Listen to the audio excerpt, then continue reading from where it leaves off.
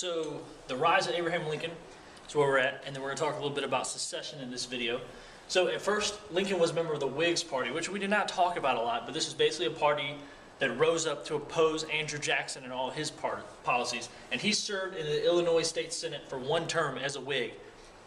He only served one term. He quit, went back to Illinois to just be a lawyer and live his life there. But he was opposed to the Kansas-Nebraska Act. And because of his opposition, the Republicans ultimately nominated him to run against Stephen Douglas for the U.S. Senate in 1858. So Stephen Douglas was a Democrat, and he was the senator from Illinois, and he had proposed a lot of these legislations like the Kansas-Nebraska Act, but Lincoln was against it.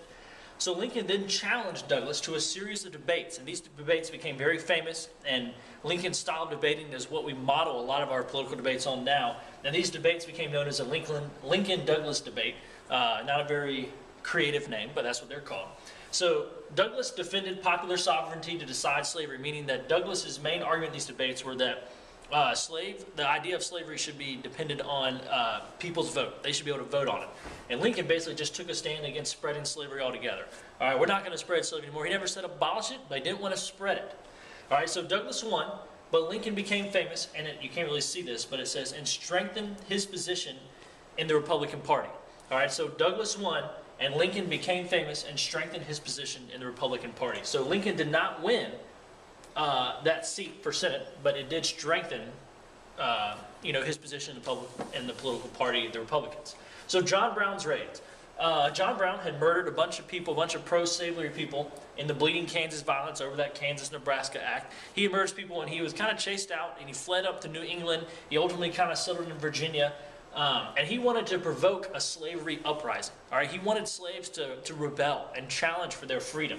So he planned to steal weapons from the U.S. arsenal at Harper's Ferry, Virginia. And he was going to steal all these weapons. So on October 16, 1859, Brown and 18 followers captured the arsenal at Harper's Ferry and sent the word out to try to rally slaves and give them weapons. All right, so they could start their rebellion.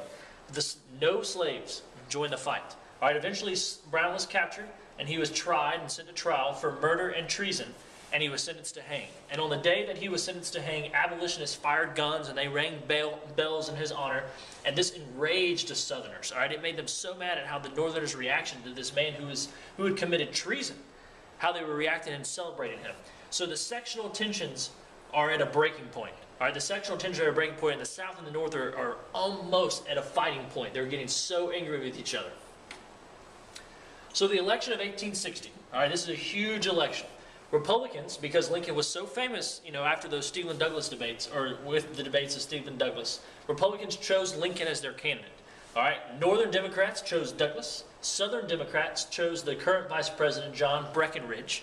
All right, and then the fourth party, the Constitutional Union Party, chose John Bell. And the Constitutional Union Party, they just wanted to heal the country. They wanted to keep it together. All right, so John Bell represented them.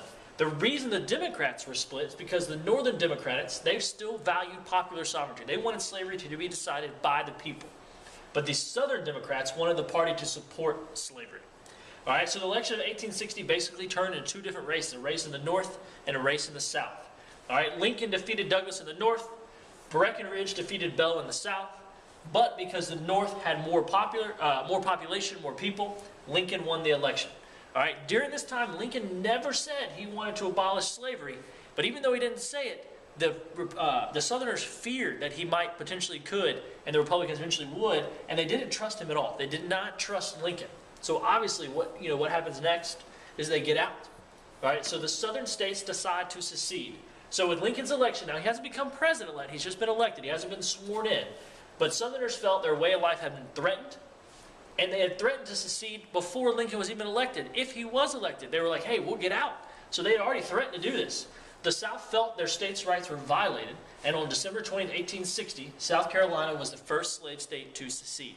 All right, a bunch of other states eventually followed. Eventually Mississippi, Florida, Alabama, Georgia, Louisiana, and Texas all follow. They meet in Alabama, and they form the Confederate States of America. All right, and they elect Jefferson Davis as their first president. He was a senator in our government before this, and he was now the president of the Confederate States of America. They created the Confederate Constitution, which they modeled after the U.S. Constitution, except the main difference is that it protected slavery. All right, the Confederate Constitution protected slavery. President James Buchanan, who was the United States president before Abraham Lincoln, said secession was illegal. All right? It didn't matter. They're out. And a bunch of other states eventually joined those 7. So Lincoln was inaugurated, and now the North and South were divided. They were divided. You had a North and you had a clearly divided South, and eventually more states joined in the Confederate States of America, and they're just kind of waiting to see what happens next. So the next video will be the beginning of the Civil War.